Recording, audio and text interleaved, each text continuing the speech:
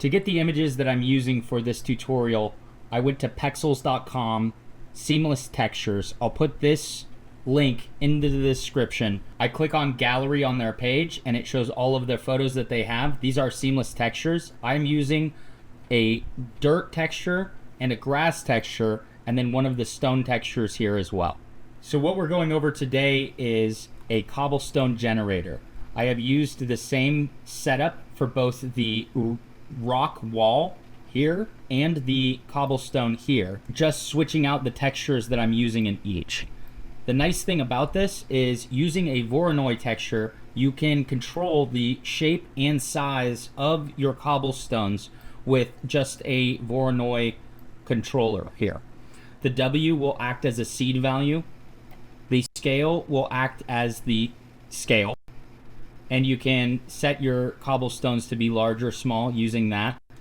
The roughness will control the jaggedness of your cobblestones, and the randomness will control how straight the cobblestones are. Zero randomness will set up more of a tiled floor. More randomness will set up more broken cobblestones. That being said, let's get into how this was made. I'm going to start with an overview, and then I'll go through building this from scratch. First, we have a cobblestone material. The cobblestone material is just an image of stone. I am using this Voronoi texture to mask out what my dirt material and grass material are. The dirt material is a picture of dirt and stones, and the grass material is a picture of grass. Now let's get into building this out. So here we are in a new scene, and I'm going to start with deleting my camera because I don't really need it. I'm going to also delete the cube, and I'm going to go Shift A and add in a plane. I am then going to come over to my 3D viewport here, and I'm going to set this to rendered view. My project file starts with the sky texture already put into the world settings. To do that, click on the world settings, come over to color, click the yellow dot, and go down to sky texture. That should set up a sky. I'm going to take the elevation of the sun down a little bit because we do want to get the light bouncing off of the stones here and casting shadows once we have that built out. I'm going to hit N here to hide that, and then I'm going to take this up to here. I have moved my shader editor to be right here, as this is a very complicated texture and I want to have the most amount of visibility of my nodes as possible. I am going to hit N to hide that side menu as we won't need it. I'm going to click on my plane here, and I'm going to just add a new texture. We're going to call this Cobblestone Material. The first material I want to create is our dirt and grass material. So I'm going to click on my principled BSDF and hit Control T. If you have the Node Wrangler add-on, you can do that as well. It comes with Blender, you just have to turn it on in your preferences. I am then going to open one of the images that I downloaded earlier from Pexels. And I'm going to use this dirt and rock material. And now you can see we have our dirt and rock on the plane. I'm going to Shift D on my image. I'm going to hit the little 2 right here to make it a unique image, and then I'm also going to connect the vector to the vector. I am going to come down to this one and set it to non-color, and then I'm going to Control Shift click on this so that I can see what it looks like. I might add in a Shift A color ramp to control better the highlights and shadows of this image. This way I can make sure that the tops of the rocks are higher up than the base gravel beneath it in the bump map. We can move this over a little bit. I'm then going to take from the color on the color ramp out, and I'm going to type in bump height. There's bump height right here. Click on that, and we can plug that directly into the normal. Now if we Shift Control click on principled BSDF, we will now be looking at our material. It's a little too shiny for it to be gravel, so I'm going to take the roughness up a lot here. And this should work pretty well. If you want the distance of the rocks to be higher, you can mess with your distance here. If you want your filter weight to be heavier, you can mess with that there as well. And that will just give a little bit more of a realistic look to the lighting effects that are going to be happening on your gravel. This does give a little bit of a doubling effect, and I don't know if I like that, so I will probably take that filter weight down a ton, and we're going to set it to something like 0.1. That looks fairly good. Now I want to duplicate this entire material here, except for the material output. So I'm going to grab everything and I'm going to go Shift D, and I'm going to bring it down. I'm going to click the 2 on both of these images, because now I want to bring in some grass that I can mix with this. I am going to come up here and select these top ones again, and I'm going to hit Shift P and then F2 to give it a name, and we're going to call this gravel. We can take our material output down a little bit so that we can see it a little bit better as we're editing here. Now we're going to replace these images. I'm liking this grass material from Pexels, and I'm going to open that. Then I can come down to here, Shift Control click, and now I'm looking at my grass material. I also want to put this same grass onto this bump map as well. So I'm going to click the drop down here, and I'm going to select that same grass material here. I then am going to hit 2 right there so that these are individual from each other. On this second one that's plugged into the bump height, we want to make sure it's non-color. Bump maps only work when you're using a height color with non-color. We can then Shift Control click on the color ramp to make sure that we are semi-accurate with our bump map on this grass material. Remember, the brightest brights need to be the top, and the darkest darks need to be the bottom. Control Shift click on the principled BSDF of the grass, and you should be able to see what that looks like. With the grass, I'm thinking that I want to have a little bit of a deeper distance on this, but not much. A little bit goes a long way here. I feel like that's looking pretty good. I have my strength at 0.5. I have my distance at 0.04.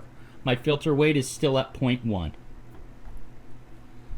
Now we want to create the mask for this, but first let's also put a label on our grass material so it's easier to find if we wanted to change anything. G to kind of bring it down a little bit, Shift P once all of those are selected, and then F2 to rename grass. Now we're going to create the mask for this. In order to mix these two together, I'm going to go Shift A, Mix Shader, and we're going to plug that in to here. And we can plug both of these materials into that mix shader. The top one will go into the top, the bottom will go into the bottom, and the factor is going to control between the gravel and the grass. But let's create something that controls that mix. And in order to do that, let's grab the grass, let's move it down a little bit, Shift A, Noise Texture. Click on this color ramp, Shift D, Shift A, color ramp, put that there.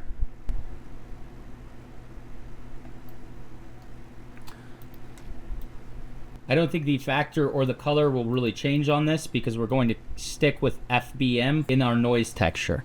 We might want to take the Lacanardi up just a little bit, not much higher than 2.5. We want to take our scale down a decent amount, and we want to crush this so that we have pure black and pure white spots.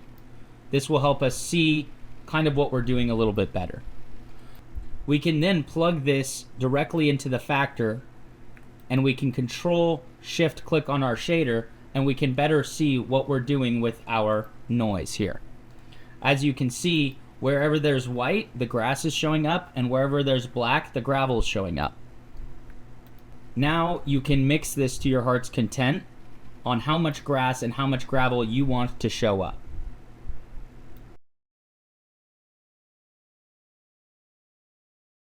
I'm thinking that that looks pretty good. Now let's move to our brick material. Let's select our gravel, Shift D, bring it up, F2 to rename. We're gonna call this brick. Just like last time, we're gonna change these images here. So I'm going to hit 2 on this and 2 on that just to make sure that these are their own images. And we're not changing the other images. And now we're going to find some stone. I have this green stone texture that I want to use. Control-Shift-click on this. This is what this material looks like. Now we want to add it here as well.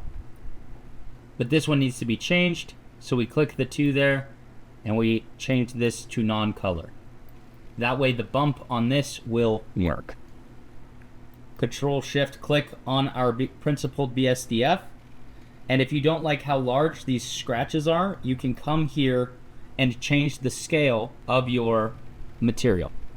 You will start seeing tiling on this. So to help prevent that repetition from being really noticeable, one way to do that is by changing the rotation.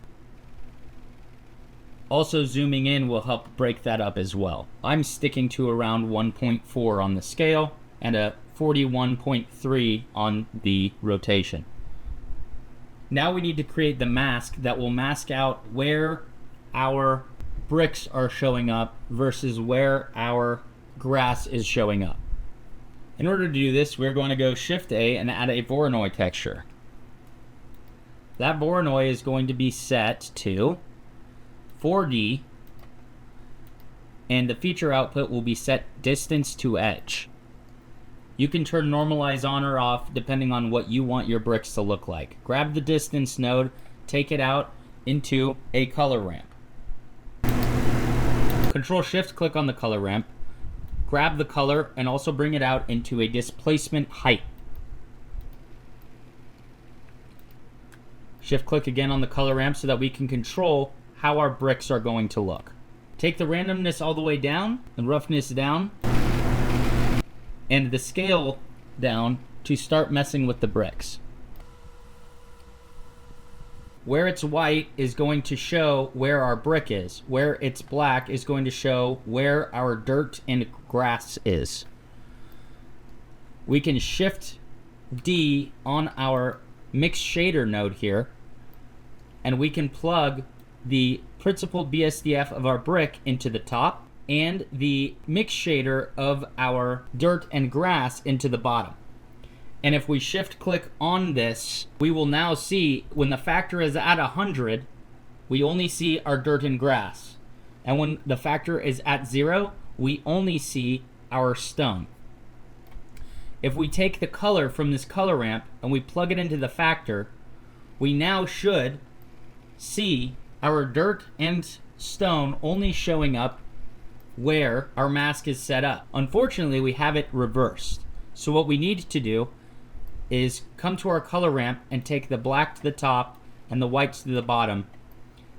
And now we should be able to shift click on this and control these nodes in order to better set where our stone is showing up and where our grass is showing up. And as you can see, we now have a mask that is only showing stone where stone needs to be and only showing grass where grass needs to be. If we want our grass and stone to have smaller gaps, you can control it with these nodes.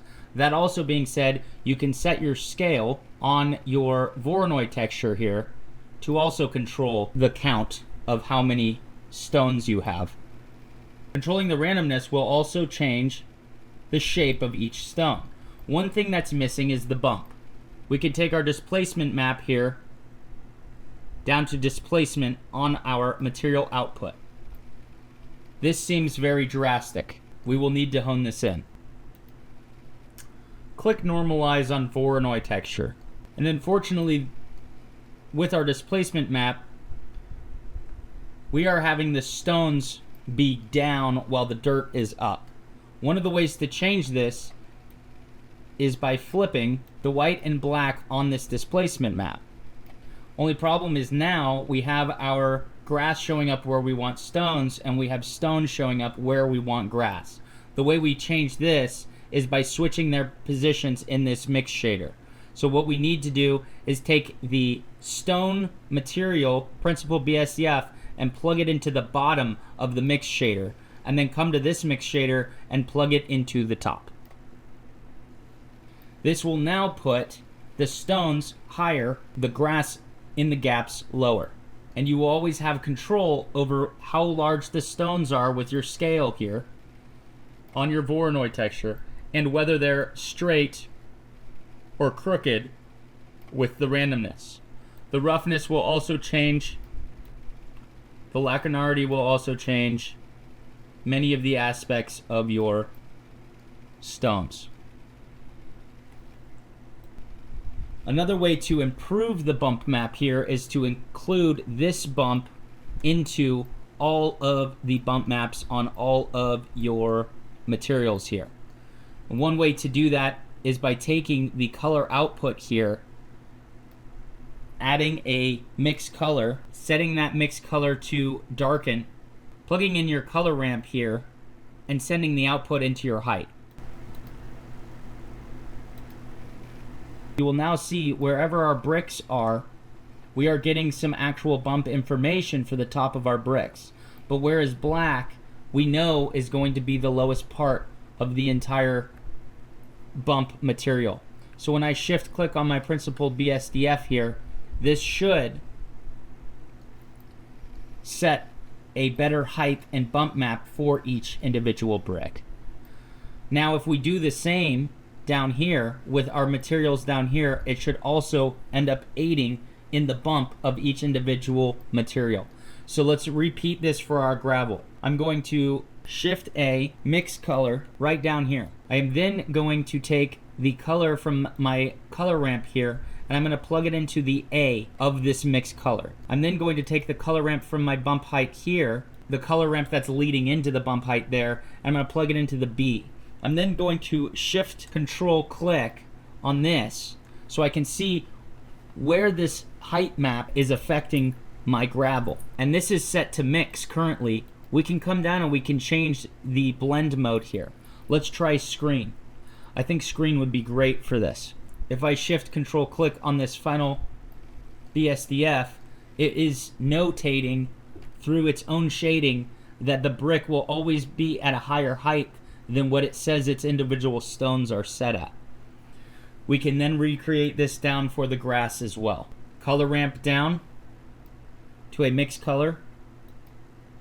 That should automatically be set into the A. Then we're going to take the color ramp from the bump section here, and we're going to plug that into B. Control Shift click on this mix color to see what this mix looks like. We're not seeing much information here. So let's get some of that information in. Let's try multiply. We don't want to see detail only in the bricks. We actually want the opposite. So let's go down to screen. This is great.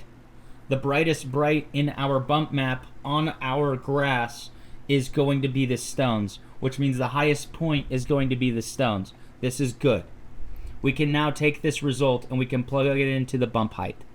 Now we can come up to our final brick, which I think it was an accident we named this brick. Let's F2 and let's go complete mix shader. And I call it complete because it has our brick material and our gravel and grass all fed into one, with the factor being our Voronoi texture.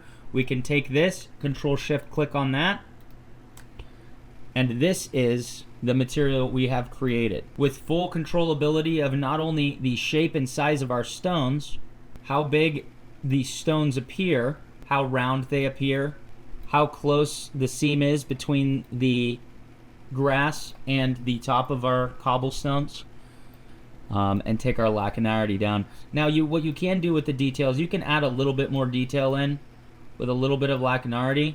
Take that roughness up, take that randomness up, take the scale up a little bit. And this is how you can get some really cool looking stones sticking out of a dirt and grass. And you still do have control of where that dirt and grass is mixing using your shader down here, which it's really good to make sure that you label all of these different things. So let's select the noise for our grass material, and we'll hit Shift P, and we're gonna hit F, we're gonna click on it and hit F2, and we're gonna call this grass mask, grass gravel mask. So now you know where you can control the grass and gravel. And then let's also do the same with this. Shift P, we'll click on it to make sure we're grabbing it, F2, and we're gonna call this Cobblestone Mask. Fantastic. And that, my friends, is how you can make a cobblestone generator. If you're noticing that your cobblestones aren't standing out against your dirt below, you can always add in right up here in your stone, which we can rename this. Let's rename this to stone, because it is cobblestone, right? Not brick. I mean cobblestone bricks, right? I mean, it's the same, interchangeable. But if you come down to the image that you're using for your bricks material, you can hit Shift A, hue, saturation, and value, and you can drop that right in between your base color of your stone and your image that you're using for your stone. And then you can also go Shift A, brightness contrast, and I like to put the brightness contrast first, and this is a good way to control how dark and bright your stone is in the color of it, right? So if you really want like a little bit of a darker stone, you can pull down on that, hold Shift to get it, you know, a little darker, take the contrast up a little bit. Right now it looks like we are getting a little bit of our grasses showing up through there. We're not seeing much of our original material. So let's make sure this material is still showing up in this, because if you look close at that, I'm seeing mostly grass. So let's click on this. The closer these two are to each other, the more sharp that mask is gonna be. Control Shift click on this, and that looks a lot better. I'm not seeing any of that grass kind of poke through. That looks a lot more like, you know, cobblestone and such.